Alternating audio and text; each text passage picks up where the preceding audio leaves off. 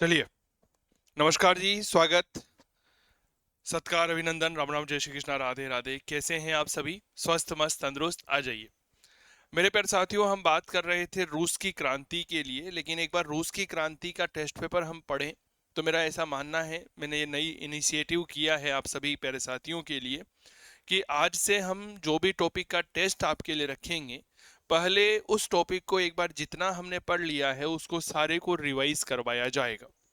ये विचार कैसा लगा एक बार मुझे बताएं। स्वागत है आप सभी का, गुड मॉर्निंग, नमस्कार। तो एक बार हम उस टॉपिक को रिवाइज कर लेते हैं जो जो चीजें हमने पढ़ ली है। क्या ये बात क्लियर हो गई? तो हमने रशिया की क्रांति पढ़ी थी, याद करिए। तो रशिया की क्रांति जो हमने पढ़ी, उस रशियन रिवॉल्यूशन को एक बार रिवाइज कर लेते हैं, ताकि चीजें जो है वह हमारे समकक्ष या हमारे अनुकूल हो जाएगी। ये बात क्लियर हो रही है क्या? तो ये इनिशिएटिव मैंने इसी टॉपिक से शुरू किया है आप सभी के लिए, और आपको ये बात बहुत अच्छे से पता है कि हमारे एप्लीकेशन पर जो भी टॉपिक कंप्लीट होता है, तो उस टॉपिक कंप्लीट होने के बाद में आपके लिए एक शानदार टेस्ट का आयोजन किया जाता है। ठीक है, चलिए, गुड मॉर्निंग, स्वागत, अभिनंदन। तो सबसे पहले हम बात कर रहे थे रूस की क्रांति के। इसके दो चरण देखने को मिलते हैं, फरवरी मार्च 1917 की क्रांति, अक्टूबर नवंबर 1917 की क्रांति। कारण राजनीतिक, सामाजिक, बौद्धिक, आर्थिक है। कुछ राजा है, रूसी सोशल डेमोक्रेटिक पार्टी है, लेनिन का उदय है, अप्रैल थीसिस है, वॉर कम्युनिज्म है, एनईपी है, स्टालिन है, और इसके परिणाम है। रूस के बारे में हमने पढ़ ही लिया था, आपको पता होगा। रूस की क्रांति 1917, दो चरण देखने को मिलते हैं। फरवरी मार्च 1917 की क्रांति, रूस में राजतंत्र की समाप्ति हुई। प्रिंस लवाऊ के नेतृत्व में यह संवैधानिक गणतंत्र बना। यह राजनीतिक क्रांति थी जिसके तहत जारशाही का अंत हुआ, नेतृत्व कुलीनों के पास था। इसे मेंशेविक क्रांति कहते। उसके बाद अक्टूबर 1917 की क्रांति देखने को मिलती है। ठीक है, अक्टूबर नवंबर 1917 की क्रांति क्या थी? 7 नवंबर 1917 को हुई। लेनिन के नेतृत्व में सर्वहारा वर्ग के मजदूरों का अधिनायकवादी शासन स्थापित हुआ। इसे बोल्शेविक क्रांति कहते हैं। यह अक्टूबरिस्ट क्रांति भी थी। ठीक है, ग्रेगोरियन कैलेंडर के पहले जूलियन कैलेंडर चला करता था। राजनीतिक कारणों में देखिएगा, निरंकुश राजतंत्र की स्थापना 1492 में इवान महान ने की थी, जो कि मस्कवी वंश का था। क्लियर हो गई? इसके बाद इवान चतुर्थ यह कहता है कि रूस जार जो है वह रूस का एकाधिपति है। 1613 में रूस में रोमनोव वंश की स्थापना हुई। रूस में क्रांति इसी वंश के समय हुई थी। संस्थापक माइकल रोमनोव था। अंतिम शासक जार निकोलस द्वितीय था। रोमनोव वंश के प्रमुख शासकों में पीटर महान, इसने कहा जार दुनिया में किसी के भी प्रति उत्तरदायी नहीं है। इसने सेंट पीटर्सबर्ग का निर्माण किया था। अलेक्जेंडर पढ़ा, फिर इसके बाद निकोलस हमने प्रथम पढ़ा था। इसके बाद हमने बात करी थी, याद रखिएगा, अलेक्जेंडर द्वितीय की। इसने कृषि दास था, यानी कि सफरडम को समाप्त किया था। कृषि दास को जो है वह रूस में सर्फ कहा जाता था। ठीक है, इसके बाद अलेक्जेंडर तृतीय की बात करी, रूसीकरण की नीति अपनाई। एक जार, एक रूस और एक चर्च का नारा दिया था। निहिलिस्ट आंदोलन का दमन करता है यह। इसके बाद हमने पढ़ा था निकोलस द्वितीय, यह क्रांति के समय जार था। इसकी नियुक्ति शासन करने के लिए ईश्वर ने की है और इसके पास असीमित अधिकार है, राष्ट्र का पिता कहते हैं। चलिए, निकोलस सेकंड अनुभवहीन था। साम्राज्य पर इसकी पत्नी अलेक्जेंड्रा का प्रभाव था, और अलेक्जेंड्रा पर जर्मन साधु रास्पुटिन का प्रभाव था। तो यह एक भ्रष्ट साधु था, यह बात याद रखना।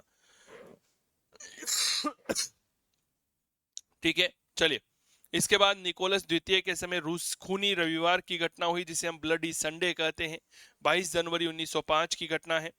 सेंट पीटर्सबर्ग में फादर गेपन के नेतृत्व में 2 लाख मजदूरों ने अपनी स्थिति में सुधार की मांग हेतु विंटर पैलेस के बाहर अहिंसक आंदोलन किया था। श्रमिक परिषद, श्रमिक सोवियत के बारे में चर्चा करी। ड्यूमा एक रूसी संसद है, संविधान घोषित किया जिसे बुलिदिन संविधान कहा जाता है। संवैधानिक लोकतंत्रीय दल था जिसे कैडेट कहा गया। 1905 में जार ने ड्यूमा की स्थापना करी। 4 ड्यूमा यहां पर बनी थी। रूस जापान युद्ध, ठीक है। रूजवेल्ट के बाद हमने बात करी पोर्टमाउथ की संधि। रूजवेल्ट 1906 में शांति का नोबेल। प्रथम विश्व युद्ध में रूस का द्वारा भाग लिया जाना। बी एच समनर का यह कथन, अगर प्रथम विश्व युद्ध नहीं होता तो रूस में जारशाही का अंत भी नहीं होता। क्लियर हो गई? सामाजिक कारणों में 2 भागों में विभाजित वर्ग था यहाँ का। ठीक है, बुर्जुआ वर्ग, जो उच्च अधिकार प्राप्त वर्ग होता है उन्हें कहा जाता है। ठीक है, और जो सर्वहारा वर्ग होता है उन्हें क्या कहा जाता है? जिसे पोलोतरी भी कहा जाता है। यह एक ऐसा वर्ग होता है जिसमें कोई अधिकार प्राप्त नहीं होते। चलिए, कार्ल मार्क्स, गोरखी के बारे में हमने यहाँ पर चर्चा करी। क्या ये बात क्लियर हो गई? चलिए, कार्ल मार्क्स गोरखी रूस में अराजकतावाद का संस्थापक था। बोल्शेविक दल का सदस्य, समाजवादी नामक साहित्यिक संस्था की स्थापना करी। चलिए, लियो टॉल्स्टॉय, तुर्गनेव के बारे में हमने बात करी। आर्थिक कारणों के बारे में हमने शानदार परिचर्चा आप सभी प्यारे साथियों के साथ की थी, आप याद करिए। इसके बाद रूसी सोशल डेमोक्रेटिक पार्टी, जिसका द्वितीय अधिवेशन लंदन और ब्रुसेल्स में हुआ था, इसमें मतभेद हो जाता है, बोल्शेविक मेंशेविक में विभाजन हो जाता है। हमने इनके नेता, विचार, समाचार पत्र, सिद्धांत और क्रांति को पढ़ लिया था। क्लियर हो गई? फरवरी मार्च 1917 की क्रांति, जिसे पेट्रोगार्ड की क्रांति कहा जाता है, रोटी की मांग को लेकर के 8 मार्च 1917 को क्रांति हुई। ठीक है, और 12 मार्च को सैनिक और मजदूरों की सोवियत की स्थापना हो जाती है। क्या ये बातें क्लियर हो गई? 14 मार्च को प्रिंस लवाओ के नेतृत्व में मध्यम वर्गीय संवैधानिक गणतंत्रीय सरकार बनी। 15 मार्च को जार निकोलस द्वितीय के द्वारा त्यागपत्र दे दिया गया और सल्सबर्ग का जो किला था, जिसे रूस का बास्तिल कहते हैं, वहां से कैदियों को मुक्त करवाया। प्रिंस लवाओ के मंत्रिमंडल में जो शामिल था वह एकमात्र समाजवादी से केरेनस्की था, शामिल था। ठीक है, लेनिन स्विट्जरलैंड में था, जर्मनी के सहयोग से आया। समाचार पत्र इस्क्रा है, दूसरा जारिया है। किताबें मैंने आपको बता दी थी, याद करिए, जिसमें लेनिन की हिंसात्मक नीति का पक्ष, राज्य व क्रांति नामक किताब में इसने लिया था। क्या ये बात क्लियर हो गई? दल बताया, रूसी समाजवादी जनतांत्रिक दल के बारे में बात करी थी हमने। चलिए, अप्रैल थीसिस का प्रतिपादन किया गया, उसके बारे में हमने बेहद शानदार तरीके से परिचर्चा की थी। चलिए, अप्रैल थीसिस के जो प्रावधान थे वह मैंने आपको बताया कि सारी शक्तियां सोवियतों को देकर के सोवियत गणराज्य की स्थापना की जाए। पूंजी शासन तंत्र के स्थान पर सर्वहारा शासन तंत्र, अस्थायी सरकार का सहयोग, भूमि का राष्ट्रीयकरण कर इसे किसानों में वितरित किया जाए। प्रथम विश्व युद्ध से अलग होने की बात कही गई। बैंकों का राष्ट्रीयकरण, सेना और पुलिस की समाप्ति, विभिन्न राष्ट्रीयता के लोगों को स्वनिर्णय के अधिकार पर बल। क्लियर हो गई? लेनिन के कुछ कथन जो हमने आपके लिए बताए। 23 जुलाई 1917 को सोशलिस्ट रिवॉल्यूशनरी पार्टी के नेता केरेनस्की के नेतृत्व में सरकार बनी थी। अक्टूबर नवंबर 1917 की क्रांति, 7 नवंबर को यह क्रांति संपन्न होती है। यहाँ तक हम पढ़ चुके थे, आप याद करिए। और इसके बाद हमने पढ़ी थी रशियन रिवॉल्यूशन में अगली महत्वपूर्ण बात कि रूस में गृह युद्ध की स्थिति आ जाती है। ठीक है, बोल्शेविकों ने लाल सेना और जो दूसरे थे जिन्होंने इनके खिलाफ सरकार सेना बनाई थी उसको श्वेत सेना कहते हैं। फिर इसके बाद वॉर कम्युनिज्म लागू किया। वॉर कम्युनिज्म में रूप से एक कठोर अर्थव्यवस्था थी, जिसमें कुछ प्रावधान यहाँ पर किए गए कि बैंकों का राष्ट्रीयकरण, रूसी रूबल मुद्रा को समाप्त किया, मजदूरों को मजदूरी अनाज के रूप में, किसानों से अधिशेष उत्पादन छीन लिया गया, भूमिपतियों के जितने भी अधिकार थे वह छीन कर किसानों को दिए गए, उद्योगपतियों के कारखाने छीन कर मजदूरों को दिए गए। वॉर कम्युनिज्म नामक कठोर अर्थव्यवस्था से रूस ने गृह युद्ध पर विजय तो प्राप्त कर ली, लेकिन रूस को आर्थिक नुकसान हुआ। वॉर कम्युनिज्म असफल हुआ। लेनिन ने 1921 में एनईपी प्रारंभ कर दी, new economic policy by Lenin, साम्यवाद के साथ साथ आंशिक पूंजीवाद पर आधारित थी। एनईपी के कुछ सिद्धांत की 20 से कम मजदूर वाले कारखाने निजी मालिकों को दे दिए जाएंगे। लगभग 100 से ज्यादा विदेशी कंपनियों के साथ समझौते, मुद्रा व्यवस्था को पुनः प्रारंभ किया। 1924 में रूबल प्रारंभ कर दी। इस तरह से कई सारी चीजें। 21 जनवरी 1924 लेनिन की मृत्यु और लेनिन आधुनिक रूस का जनक। इसके बाद लेनिन का उत्तराधिकारी स्टालिन बना। इसने एनईपी को समाप्त करके पंचवर्षीय योजना लागू की। 2 किताबें लेनिनवाद और समाजवाद लिखी थी। रूसी क्रांति के परिणाम हमने देखे। महिलाओं को मताधिकार 1917 में दिया गया था। तो ये थी कुछ बातें विशेष तौर पर रूस की क्रांति के संदर्भ में। कैसी लगी हमें ज़रूर बताओ। और अब हम आपको आगे की जो है परिचर्चाएं करते हैं और आगे की बात आप सभी प्यारे साथियों के साथ में करते हैं। पहला प्रश्न ये रहा, 22 जनवरी 1905 को श्रमिकों के द्वारा जार निकोलस द्वितीय के विरुद्ध प्रदर्शन जो है वह किसके नेतृत्व में किया गया था? फादर गेपन, रिडशेप, गुश्काव, मिल्युकाव? अनुत्तरित प्रश्न है। 22 जनवरी 1905, इसे हम क्या कहते हैं? इसे हम कहते हैं ब्लडी संडे। क्या ये बात क्लियर हो गई? जिसे हम देसी भाषा में अगर मैं बात करूं तो यही घटना क्या कहलाती है? खूनी रविवार कहलाती है। ठीक है मेरे प्यारे साथियों, मजदूरों ने यहाँ पर हड़ताल की थी। मजदूरों ने हड़ताल की अपने अधिकारों की मांग को लेकर के। और कहाँ पर की थी? यह की थी जार के आधिकारिक निवास विंटर पैलेस के बाहर। ठीक है, और इस नेतृत्व कौन कर रहा था? तो इस घटना का लीडरशिप कर रहा था फादर गेपन। ठीक है। फादर गेपन जो है यह 1906 में इसकी हत्या कर दी जाती है, यह बात याद रखना। क्या ये बात क्लियर हो गई? हाँ या ना का जवाब दीजिएगा। तो मेरे प्यारे साथियों, 22 जनवरी 1905 को श्रमिकों द्वारा जार निकोलस द्वितीय के विरुद्ध प्रदर्शन किया गया था। इसका नेतृत्व फादर गेपन के द्वारा किया गया था। लगभग 2 लाख मजदूरों ने इसमें भाग लिया था। 1,000 के आसपास जो मजदूर थे उनकी डेथ हो गई थी और लगभग 2,000 मजदूर जो है वह घायल हो गए थे। क्लियर हो गई? चलिए अगला प्रश्न देखिए। रूस में नवीन आर्थिक नीति को क्या मैं NEP कहता हूं क्या? किसके द्वारा लागू की गई? केरेनस्की, स्टालिन, लेनिन, लियो ट्राटस्की? अनुत्तरित प्रश्न है, बताओ। रूस में जो नई आर्थिक नीति है यह किसके द्वारा लागू की गई थी? बताओ। बहुत बढ़िया प्रश्न है सर, याद रखिएगा 1917 में जिस प्रकार से लेनिन के नेतृत्व में सर्वहारा क्रांति होती है 7 नवंबर 1917, ठीक है। उसके बाद वॉर कम्युनिज्म आता है और वॉर कम्युनिज्म के बाद 1921 में नई आर्थिक नीति आती है। देखिए 1917 में रूस में क्या घटित होता है? तो हम कहते हैं सर यह थी बोल्शेविक क्रांति।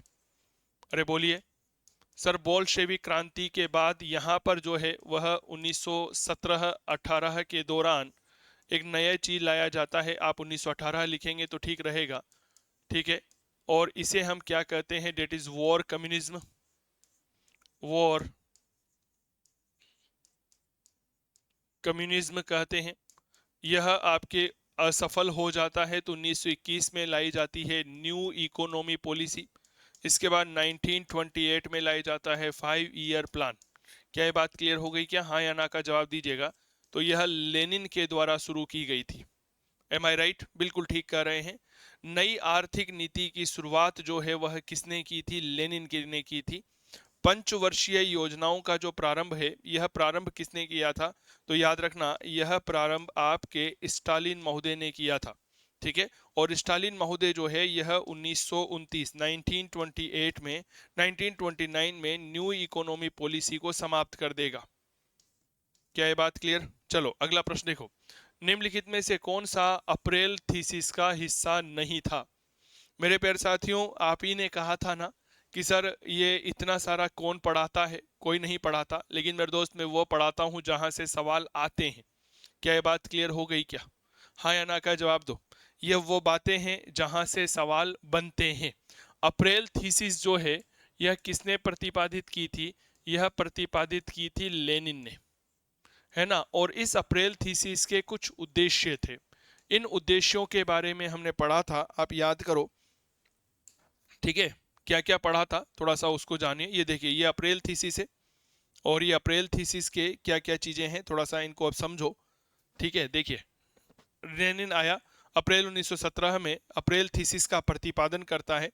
कहता है कि सारी शक्तियां जो है वो सोवियतों को देकर के सोवियत गणराज्य की स्थापना की जाएगी। पूंजीवादी शासन तंत्र के स्थान पर सर्वहारा शासन तंत्र स्थापित होगा।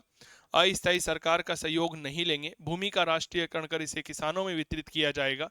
रूस प्रथम विश्व युद्ध से अलग हो जाएगा। बैंकों का राष्ट्रीयकरण, सेना पुलिस की समाप्ति, विभिन्न राष्ट्रीयता के लोगों को स्वनिर्णय का अधिकार। तो यहाँ पर युद्ध का अंत था, बैंकों का राष्ट्रीयकरण था, किसानों को भूमि का स्थानांतरण था। जार के गलत कामों की सजा नहीं है। क्या ये बात क्लियर हो गई? जार को सजा देना यहां पर नहीं था। यह फ्रांस की क्रांति में हुआ था जब वहां के सम्राट को गिलोटीन कर दिया गया था। याद होगा आप लोगों को, है ना। तो मेरे दोस्त याद रखना अप्रैल थीसिस का हिस्सा यह नहीं देखने को मिलता है। 1917 में लेनिन ने सत्ता हाथ में ली, अपना भावी कार्यक्रम घोषित किया। निम्नलिखित में से इस कार्यक्रम में क्या नहीं था? देखो भाई साहब, बेहद गजब का प्रश्न है। और अधिक तीव्रता से युद्ध करना, बिना किसी क्षतिपूर्ति के समस्त निजी भूमि का राष्ट्रीयकरण, पूंजीपतियों को राज्य अधिकारों से वंचित किया जाएगा, बैंकों का राष्ट्रीयकरण। अनुत्तरित प्रश्न। मैं एक बात आप सबसे फिर कह रहा हूं, जब भी आप रूस की क्रांति पढ़ो तो मेरे प्यारे साथियों याद रखिएगा लेनिन के कार्यक्रम जरूर पढ़ के चलिएगा, ठीक है ना। लेनिन के मृत्यु के बाद ही रूस की क्रांति समाप्त हो जाती है। स्टालिन हमारे सिलेबस में नहीं है, इसीलिए हमने स्टालिन के बारे में ज्यादा चर्चा नहीं की। स्टालिन के संदर्भ में केवल एक बात पढ़ी कि स्टालिन की 2 किताबें पढ़ी, लेनिनवाद और समाजवाद। तीसरी महत्वपूर्ण बात हमने देखी कि स्टालिन जो है यह 1928 में पंचवर्षीय योजनाओं को लॉन्च करता है, जो पूरी दुनिया में पहली बार था। और 1929 में न्यू इकोनॉमिक पॉलिसी, नई आर्थिक नीति, जिसका प्रारंभ लेनिन ने सन 1921 में किया था, उसे समाप्त कर दिया था। क्या ये बात क्लियर हो गई क्या? हाँ या ना का जवाब दीजिए। तो लेनिन ने सत्ता हाथ में ली और एक जो कार्यक्रम यहां पर शामिल नहीं था वह यह था कि और तीव्रता से युद्ध किया जाए। नहीं था सर। क्लियर हो गई? नहीं था। चलो अगला प्रश्न देखो। रूस के आधुनिकीकरण का श्रेय किसे दिया जाता है? किसने रूस का आधुनिकीकरण किया? पीटर द ग्रेट, अलेक्जेंडर प्रथम, अलेक्जेंडर द्वितीय, चार्ल्स द ग्रेट? अनुत्तरित प्रश्न है।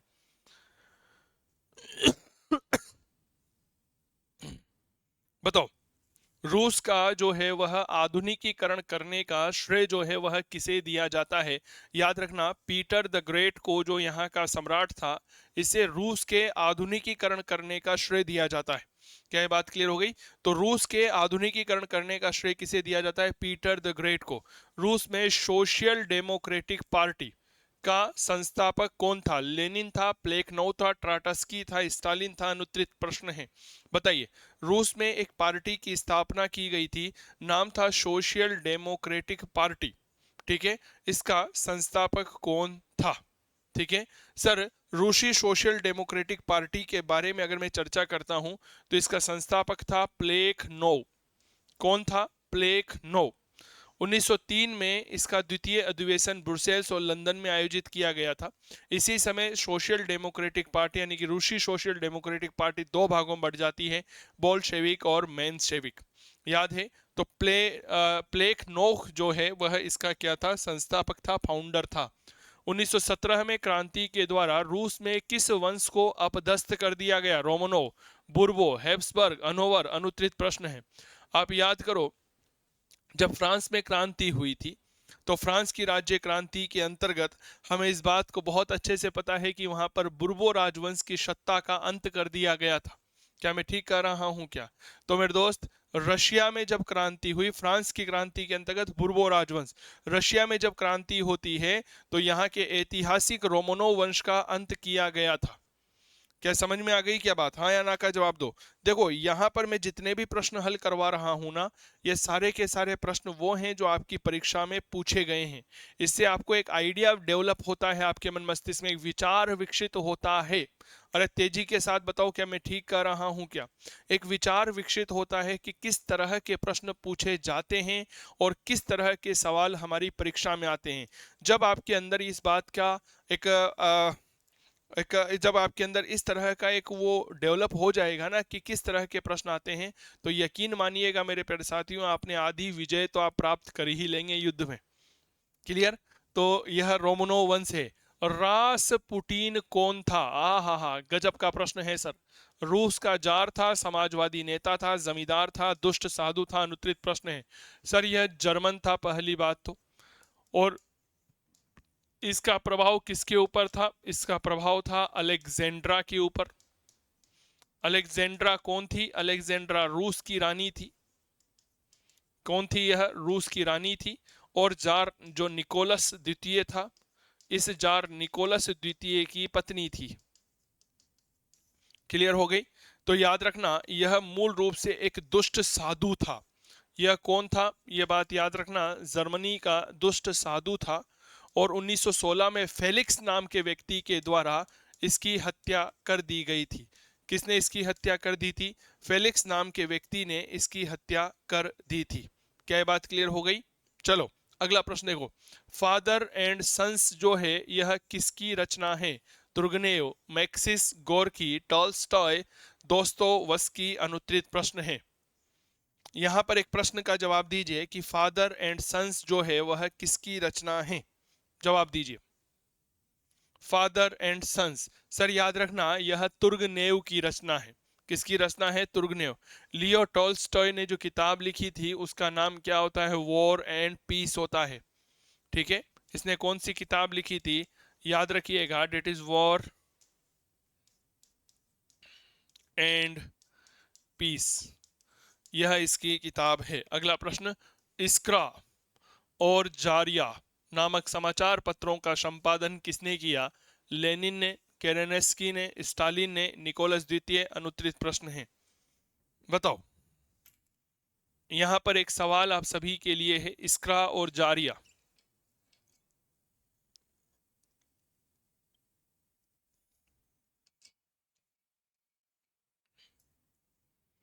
जो समाचार पत्र है, इनका प्रकाशन किसने किया था? याद रखिएगा, यह लेनिन के द्वारा प्रकाशित है। अनुत्तरित प्रश्न, अगला प्रश्न। अक्टूबर क्रांति का संबंध किस देश से है? चीन से, क्यूबा से, रशिया से, फ्रांस से? और अनुत्तरित प्रश्न है।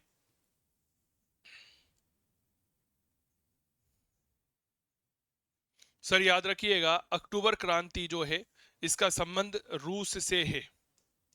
ठीक है, अक्टूबर, नवंबर और फरवरी मार्च की क्रांति। ठीक है, रूस में मूल रूप से दो क्रांति देखने को मिलती है।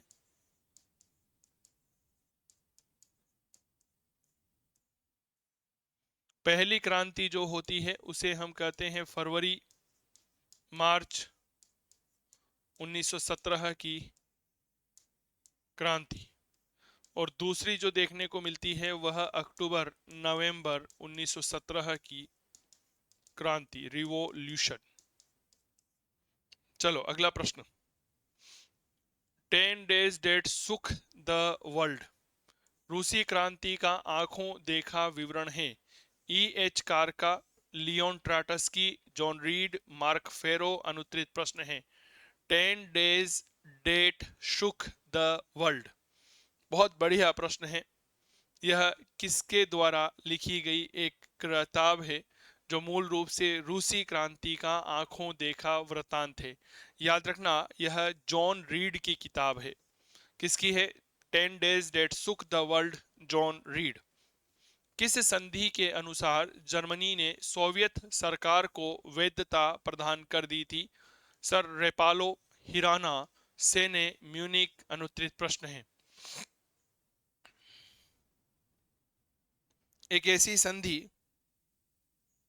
जिसने कहीं ना कहीं मेरे प्यारे साथियों जर्मनी ने सोवियत सरकार को वैधता प्रदान कर दी थी, तो यह संधि होती है रेपालो की संधि। ठीक है, अगला प्रश्न। गृह युद्ध के दौरान बाह्य गुट और आंतरिक गुट दोनों ने मिलकर एक श्वेत सरकार बनाई, इसके संदर्भ में सही सुमेलित नहीं है। दक्षिणी रूस, Denikin, Ukraine, Crimea, general Wrangel, Murmansk और आर्जचेन, चेकोवस्की, ओमनस्क और यूडेनीज? अनुत्तरित प्रश्न है, बताओ इसके संदर्भ में जो सही सुमेलित नहीं होगा।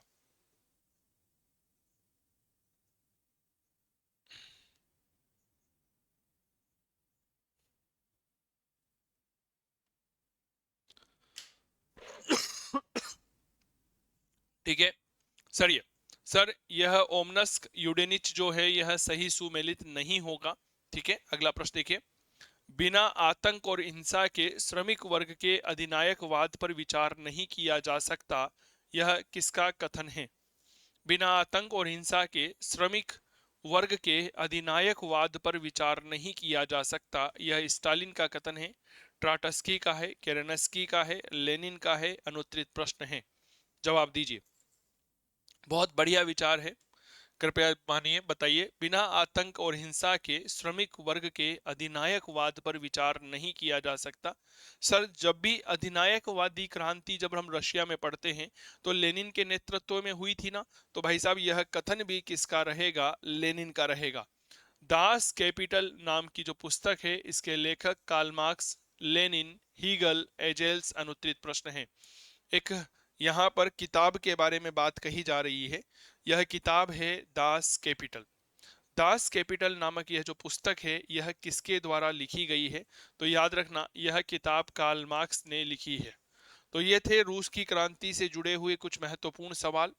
आपको कैसे लगे हमें ज़रूर बताइएगा। आप चूंकि यह क्लास जो है कहाँ जाएगी, यह क्लास जो है हमारे यूट्यूब चैनल पर भी जाएंगी, तो जो यूट्यूब चैनल पर हैं उनका चैनल को सब्सक्राइब करना मत भूलिएगा, और आप हमारा ऑनलाइन कोर्स खरीद सकते हैं, ऐप का लिंक हमने डिस्क्रिप्शन में दे रखा है।